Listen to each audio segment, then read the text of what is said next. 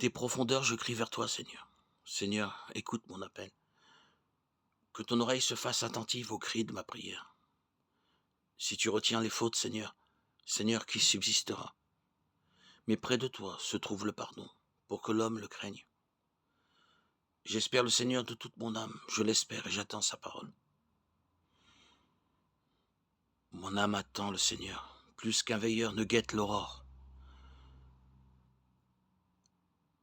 Plus qu'un veilleur ne guette l'aurore, attend le Seigneur Israël. Oui, près du Seigneur est l'amour, près de lui abonde le rachat. C'est lui qui rachètera Israël de toutes ses fautes. Le psaume 129 est un psaume de confiance et d'espérance. Le psalmiste appelle le Seigneur depuis les profondeurs, c'est-à-dire depuis la conscience de sa finitude et de ses fautes. Mais cet appel est confiant car il croit en la miséricorde divine. Près de toi se trouve le pardon. La confiance du psalmiste s'exprime dans une attente paisible du Seigneur, à la fois de la part de l'homme et de la part de tout Israël. L'affirmation « oui, près du Seigneur est l'amour » semble résumer l'ensemble du psaume et elle préfigure la révélation de l'évangéliste Saint Jean qui est peut-être le sommet de toute la théologie. Dieu est amour. L'amour de Dieu ou l'amour qu'est Dieu se manifeste particulièrement dans le pardon. Et Jésus donne dans l'évangile à ses apôtres le pouvoir de conférer ce pardon à tous les hommes. Recevez l'Esprit Saint. À qui vous remettez ses péchés, ils seront remis. À qui vous maintiendrez ses péchés, ils seront maintenus. Jean 20, 22, 23.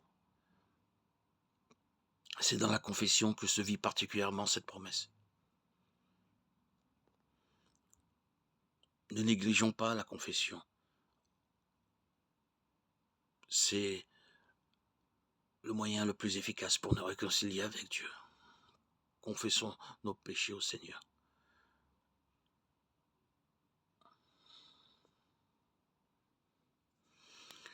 Ne négligeons pas ce bel acte de réconciliation pour vivre notre pèlerinage d'espérance avec la même paix que le psalmiste. Le pardon de Dieu est promis pour que l'homme te craigne. La crainte de Dieu est une disposition de l'homme faite de respect et de soumission, de confiance en sa sagesse, en sa puissance et en son amour. Elle nous rend réceptifs à l'action de l'Esprit Saint.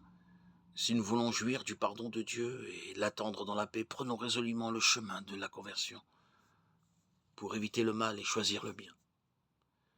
Saint Pierre nous y encourage en parlant de l'avènement du royaume de Dieu. Le Seigneur ne tarde pas à tenir sa promesse, alors que certains prétendent qu'il a du retard. Au contraire, il prend patience envers vous car il ne veut pas en laisser quelques-uns se perdre, mais il veut que tous parviennent à la conversion.